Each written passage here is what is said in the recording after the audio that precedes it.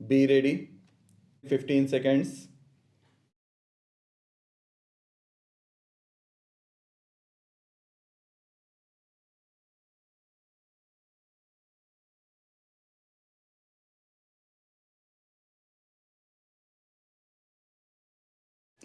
Mr. Vice Chairman, sir, this bill seeks to provide a special machinery for the removal of grievances of certain categories of employees, particularly in the sectors of state and central government services, local bodies, and the like. This is being done under the powers given, and the Parliament can make such a provision if they consider it necessary. The laudable objective behind this bill is to have expeditious disposal of the day to day grievances of the employees, particularly what is called service matters. Service matters is a term which includes a lot of grievances in respect of service conditions, starting from remuneration to promotion, transfer, leave rules, and things like that. I welcome this aspect that this bill makes provision to include all aspects of service conditions and makes provision for an employee to go to an administrative tribunal for seeking justice. The bill is welcome to the extent that it at least seeks to have an expeditious disposal of the grievances. But at the same time, we have to see how this is sought to be done. I would refer particularly to the composition of the tribunal to which references have already been made. As has been pointed out by a number of previous speakers, this is a provision whereby not merely a person who is a High Court judge or a Supreme Court judge serving or retired can be made a member, particularly chairman or vice chairman, but a person at the level of a secretary, additional secretary, joint secretary, or even a person holding a post with a scale of pay not less than that drawn by any one of them also could be made a member of this tribunal, and even a vice chairman and a chairman if he satisfies certain conditions. Here is my objection to the appointment of such a person for obvious reason that he is the person who during the course of his service has also take certain action against the employees working under him.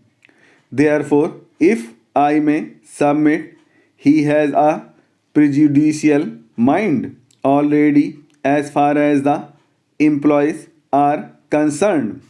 We are trying to provide an appeal or justice rendered to a person who is aggrieved, and he must feel that not merely justice is done but that justice appears to be properly done, and unless that is ensured, it is no use having these provisions.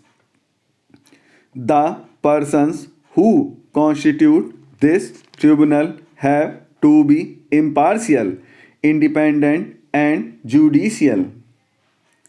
I cannot believe that a person who has served or who has been in service can be a person who can satisfy this qualification.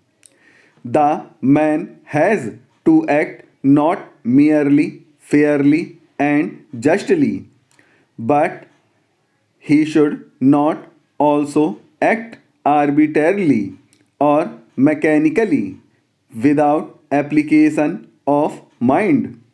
This is very necessary if proper justice is to be done.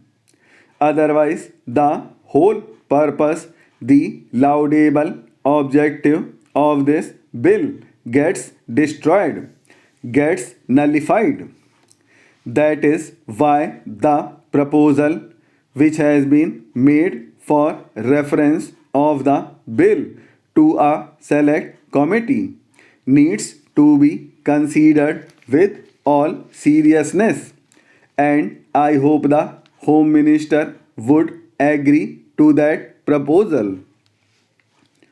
Regarding applicability of the bill, it was stated by the minister that persons who are governed by the Industrial Disputes Act, particularly in respect of matters which are covered by the Industrial Disputes Act, are not covered by this bill. This, in my opinion, takes away a large chunk of employees, particularly the industrial employees and even the employees of the local authorities who are governed by this act. There is not a single matter which cannot become an industrial dispute under the Industrial Disputes Act. Therefore, the coverage of this bill becomes less and it does not cover as many persons as is envisaged or as is sought to be made out by the minister. Then, as compared to the present way of getting the grievances redressed, the means of going to the High Court and other avenues will not be available now. Of course, in that respect, the present bill gives an advantage in that the time factor will be reduced. But this again depends on how many tribunals are constituted and how expeditiously they are going to work in practice. The whole thing depends on that. Looking to the number of complaints, which I think is 62,000, the number of tribunals should be in proportion to this number so that the complaints are redressed as early as possible. This is as far as the period is concerned. As far as the location is concerned, there is no specific advantage. As far as the expenditure is concerned, there is no specific advantage except that if one is required to go through the High Court, he may be required to spend more. Another aspect to which I would like to refer is that whenever an application is made to the tribunal, it has a right to reject it summarily. If it does not satisfy certain conditions. After all, the tribunal should state the reasons for rejection of the application.